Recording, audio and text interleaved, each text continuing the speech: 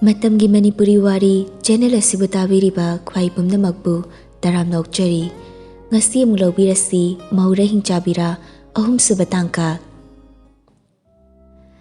sansu message thakibaduda kharadi pakhatpa phawi thabak tawba loiraga tumlamdaida WhatsApp ta changduna yengdi sindi tawkhre message salaktabaduda pakhatna lenda message thajili Lendi machanupana phone da video yenglaga leiribanina message adu parudre lena message salaktabaduda call tawsili angang adusu call adu pairai Hello Icha thoibra Mani Oh papa hello ai kaka sani Hoi kaka Len TV da sport channel da football yenglaga leiri Machanupa aduna phone adu puraklaga piri Kari tori chathoiba Papa kaka san phone tawrakpani Oh kadai piro Machanupa su mapagi manakta laklaga famlaga tharamniba channel adu yenglaga leiri len phone adu pairaga Kari leire bandhu Message alakre kari soire janoibo Nangna kari haina message tharinu Hai khaktani Yare kaino dudi mara henjaraksane halaktrade kam dawdiba adubo ainaro kaino ni simi sibo Yare ai thame kokkaloi ngawre San mamit shilambadagi message lakpagi makholaduda mamit panglai phone adu pairaga yenglubada message reply laklaga leirambaduda masa adu pakhatpa phawi aduga typing tawri San haidi kanano Number say ekoi chi hoine pirakpani Oh Masi tharaga Angela mathanta khali Sinu pa se akoi mama hoina haiba aigi damakta haine haiba mido man khreda Kaidorige chak charbo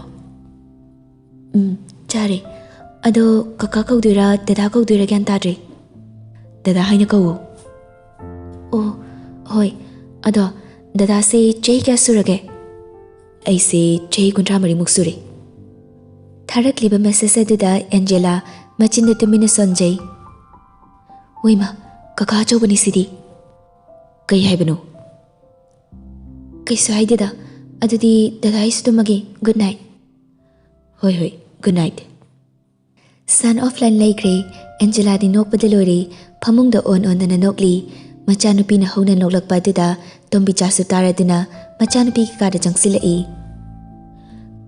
Kari tawragi nangna numidang sida noklisina Ma ngasidi ayam nokningi haiba Hoine adubu karigi nokninglino haiba Phone adu thangjilaga Angela Sangi dipidu leduna Toima sinupa se khangbra yengune Kanai nupano haise Se sinupa se Sangi photo adu yenglaga tombicha Kanano sibo Nupaduna moi machi hoina number pirakpani hai Haima ibungo duro amukta bi yengine Masi hairaga tombicha muksu sangi dipi edu yengli aduga Masi di oiramba tare ngarang aingondagi machina nangi number laukhibani Bema pangano message taba horakladine thasilo nangsu thabak tawi haini nupado Ma nupa se baba hoiga longa oiramgani yamahan noidro Haya pangbi ahanne hena phadini ne hauzik angang ne tawrising se hainari bro maning isum sumladana nisa sabana yambani ahan oirasu thabaka chawba tawri maral matumga mayam leiribani nangbune nakuta hamlaga chaiduni ne nangi nupa mayam koirido oireko imane selisidagi hena phaba matta leiro hoima masti hairam laga tombi chas thokre Angela mamanabi singi group aduda message thai Ngasidi ay yam nokning mathaba ama tawri ni noibo Hana online leramba mamanabi singdusu reply tawrakli Kari thabak no haise aikhoi su khangba yadro Yayi hairake aikhoi mama hoina aiga khangnawana nupa ama pislak paiwanida Kadai dagi nupa no haise nangdi am tawramni janina Khangde su moina sinbani ado nupa do pura kakane haisini Kakane haiba Hoine Masaktu yengning kreda ꯃꯁꯛꯄꯨꯗꯤ ꯌꯥꯝ ꯐꯖꯩꯌꯦ ꯅꯨꯄꯥꯒ ꯃꯥꯜꯂꯗꯅ ꯍꯣꯏꯅꯦ ꯑꯗꯣ ꯐꯣꯇꯣꯒ ꯌꯥꯎꯕ꯭ꯔꯕ ꯃꯥꯒꯤ ꯗꯤꯄꯤꯗ ꯌꯥꯎꯏ ꯊꯥꯔꯛꯀꯦ ꯁꯥꯟꯒꯤ ꯆꯦꯠꯇ ꯆꯪꯂꯒ ꯗꯤꯄꯤ ꯑꯗꯨ ꯁ꯭ꯀ꯭ꯔꯤꯟꯁꯣꯠ ꯂꯧꯔꯗꯨꯅ ꯒ꯭ꯔꯨꯞ ꯑꯗꯨꯗ ꯊꯥꯔꯗꯨꯅ ꯌꯦꯡꯍꯜꯂꯤ ꯌꯦꯡꯉꯨꯇꯨ ꯁꯤꯗ ꯂꯩꯔꯦ ꯍꯩꯃꯥ ꯁꯤꯗꯤ ꯃꯁꯛ ꯐꯖꯩꯅꯦ ꯌꯥꯏꯌꯦ ꯑꯗꯨꯝ ꯃꯦꯁꯦꯁ ꯊꯥꯔꯛꯏꯔꯣ ꯍꯣꯏ ꯃꯤ ꯃꯦꯁꯦꯁ ꯊꯥꯅꯕꯒꯤ ꯁ꯭ꯀ꯭ꯔꯤꯟꯁꯣꯠ ꯂꯧꯔꯒꯦ ꯌꯦꯡꯉꯨꯀꯣ ꯅꯣꯏ ꯁꯥꯟꯅ ꯃꯦꯁꯦꯁ ꯊꯥꯔꯛꯄꯒꯤ ꯁ꯭ꯀ꯭ꯔꯤꯟꯁꯣꯠꯇꯣ ꯑꯃꯨꯛ ꯊꯥꯖꯤꯜꯂꯤ ꯚꯥꯏ ꯁꯤꯁꯨ ꯀꯣꯏꯁꯤꯜꯂꯨ ꯑꯍꯟ ꯑꯣꯏꯔꯗꯤ ꯊꯕꯛꯁꯨ ꯇꯧꯔꯝꯃꯅꯤ ꯑꯗꯨꯒ ꯑꯩꯈꯣꯏꯅ ꯍꯥꯏꯔꯤꯈꯩꯁꯨ ꯌꯥꯗꯣꯏꯅꯤ ꯀꯀꯥꯅꯕꯨ ꯍꯦꯟꯅ ꯐꯔꯤꯗ ꯍꯧꯖꯤꯛꯀꯥꯟꯗꯤ ꯀꯀꯥꯒꯤ ꯖꯦ ꯍꯣ ꯇꯥꯔꯦꯅꯦ ꯑꯗꯨꯗꯤ ꯃꯌꯥꯝꯗꯨ ꯃꯦꯁꯦꯁꯁꯤꯡ ꯊꯥꯅꯔꯒ ꯋꯥꯆꯣꯏ ꯉꯥꯡꯅꯗꯨꯅ ꯅꯣꯛꯂꯤ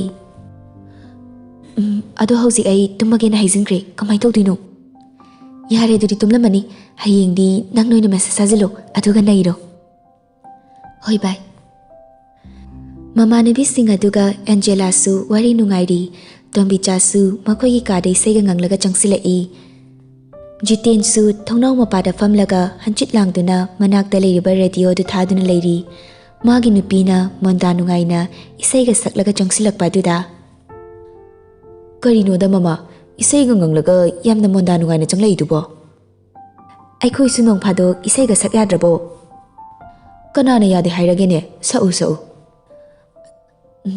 ꯑꯗꯨ ꯃꯣꯏꯕ ꯑꯩꯈꯣꯏ ꯏꯕꯦꯝꯃꯒ ꯍꯥꯏꯅꯕ ꯅꯨꯄꯥꯗꯨꯅ ꯃꯦꯁꯦꯁ ꯊꯥꯔꯛꯑꯦ ꯍꯥꯏꯌꯦ ꯑꯦ ꯃꯃꯥ ꯅꯪꯕꯨ ꯏꯔꯥꯡ ꯑꯗꯨꯛ ꯌꯥꯝꯅ ꯐꯔꯤꯗꯣ ꯀꯩꯅꯣ ꯃꯤ ꯐꯗ ꯌꯥꯔꯤꯕꯣ ꯁꯤꯕꯨ ꯃꯣꯏꯕ ꯍꯣꯏꯅꯦ ꯑꯗꯨꯕꯨꯕ ꯅꯆꯥꯅꯨꯄꯤꯁꯦ ꯑꯉꯥꯡꯁꯨ ꯌꯥꯝꯅ ꯑꯣꯏꯔꯤ ꯑꯦ ꯑꯉꯥꯡ ꯑꯣꯏꯔꯒ ꯀꯩꯗꯧꯔꯒꯦ ꯑꯩꯁꯨ ꯃꯣꯏꯕꯥꯅ ꯆꯍꯤ ꯀꯌꯥ ꯁꯨꯕꯗꯅ ꯂꯧꯕꯤꯔꯤꯗꯨꯕꯣ ꯉꯁꯤ ꯂꯣꯏꯅ ꯆꯤꯡꯊꯣꯔꯛꯑꯣ ꯍꯥꯏꯕ꯭ꯔꯣ ꯃꯃꯥꯡꯒꯤ ꯊꯧꯗꯣꯛꯁꯤꯡꯗꯨꯕꯣ ꯃꯃꯥ ꯅꯪ ꯁꯤꯗꯤ ꯑꯣꯟꯊꯣꯛꯄꯅꯤꯗ ꯑꯩꯈꯣꯏꯅ ꯁꯤꯔꯤꯁꯦ ꯏꯆꯥꯁꯤꯡꯒꯤ ꯐꯅꯕ ꯉꯥꯛꯇꯅꯤ ꯃꯥ ꯀꯌꯥꯝ ꯀꯨꯏꯅ ꯑꯩꯈꯣꯏꯅ ꯁꯦꯟꯅꯕ ꯉꯝꯗꯣꯏꯅꯣ ꯅꯣꯡꯃꯗꯤ ꯁꯣꯏꯗꯅ ꯃꯌꯨꯝ ꯄꯥꯟꯗꯣꯏ ꯂꯩꯔꯕꯅꯤ ꯍꯣꯏꯅꯦ ꯑꯗꯣ ꯅꯆꯥꯅꯨꯄꯥꯅ ꯑꯃꯨꯛ ꯂꯥꯟ ꯁꯥꯔꯣꯏꯗ꯭ꯔꯥ ꯍꯥꯏꯕ ꯊꯥꯖ ꯂꯨꯍꯣꯡꯈꯤꯕꯗꯁꯨ ꯂꯥꯟ ꯑꯃ ꯊꯣꯛꯈꯤꯕ ꯍꯟꯗꯛꯁꯨ ꯁꯣꯏꯗꯦ ꯃꯣꯏꯕꯥꯗꯪ ꯇꯨꯃꯤꯟꯅ ꯂꯩꯕꯤꯌꯨ ꯅꯆꯥꯅꯨꯄꯥꯒꯤꯗꯤ ꯑꯩꯅ ꯊꯣꯛꯄ ꯇꯧꯒꯦ ꯅꯆꯥꯅꯨꯄꯤ ꯑꯅꯤꯃꯛ ꯑꯩꯅ ꯁꯤꯜꯂꯒ ꯍꯣꯡꯈꯤꯕ ꯉꯥꯛꯇꯅꯤ ꯃꯣꯏꯕꯥ ꯑꯩꯅ ꯇꯧꯕꯁꯤ ꯑꯗꯨꯝ ꯌꯥꯕꯤꯌꯨ ꯅꯨꯃꯤꯠ ꯑꯗꯨ ꯑꯁꯨꯝꯅ ꯍꯧꯈ꯭ꯔꯦ ꯁꯥꯟ ꯉꯟꯇꯥꯅ ꯍꯧꯒꯠꯂꯗꯨꯅ ꯃꯥꯒꯤ ꯇꯧꯒꯗꯕ ꯊꯕꯛꯁꯤꯡ ꯂꯣꯏꯁꯤꯜꯂꯤ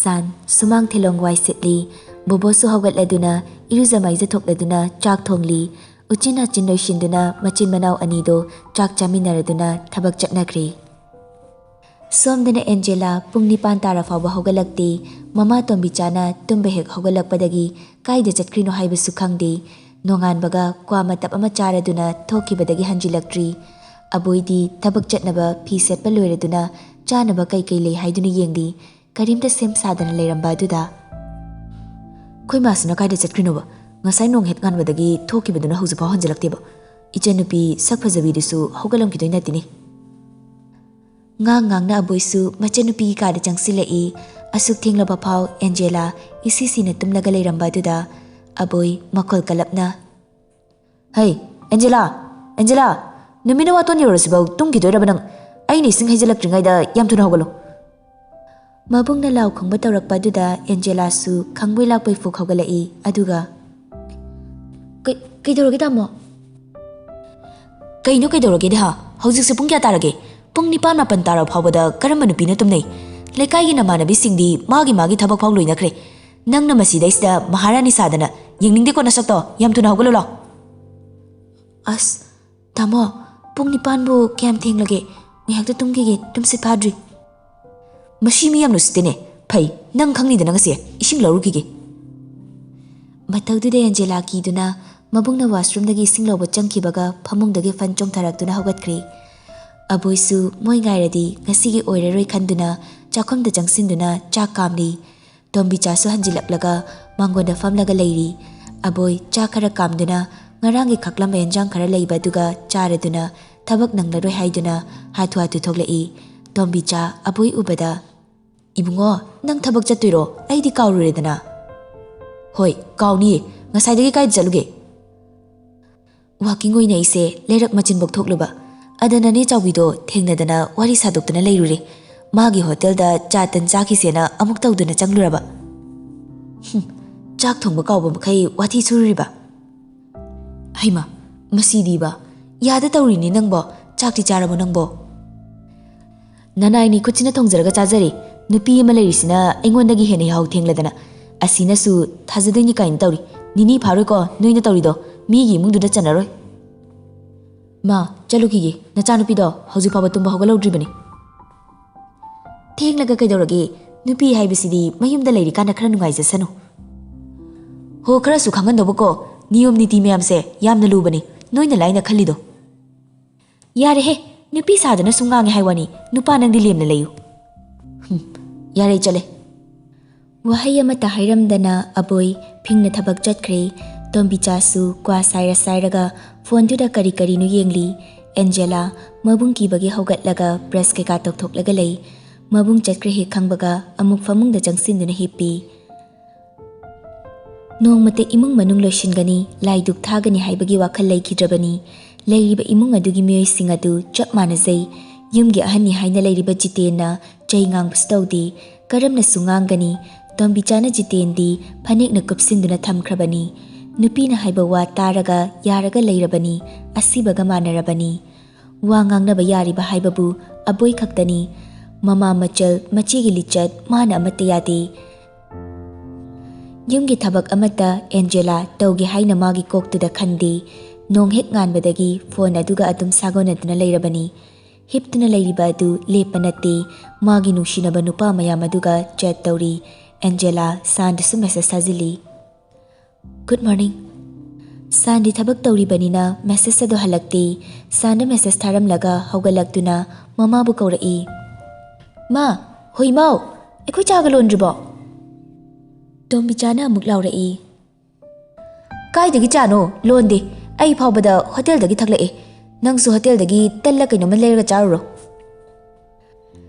masada nongmata ngantana hogatrabanina haining singningdre iphak phakchile nongmagi nupi ama oibagi thabak su tawdrabanina kaisu khangdre heitre kibana marol ama pamliba lamba leiti mai machet aduda tairi naliba mayam adudi aduga imung manungna loishingani khangdi tombi chasu phone yengba yaba yengluraga manungda changlaktuna chakhumna changlakpada aboina charambagi kolu khak fingdana leiramba du ubada isau tawrai masa masana charambagi kolik sibu kanana fing haina charamino haiba phatkidredako aigi chasingse mama na nganglibelu taraduna Angela saksilakduna karinima nonganbagi solangidubo